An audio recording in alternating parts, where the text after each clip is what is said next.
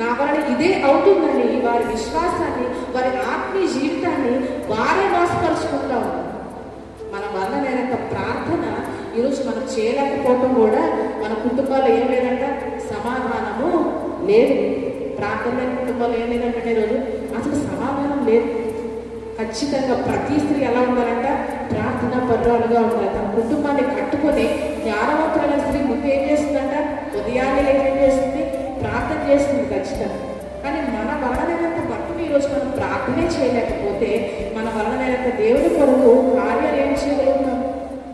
ఇంట్లో ప్రార్థన చేయలేకపోతే బయట కార్యాలు మనం అస్సలు కూడా చేయలేము కదండి.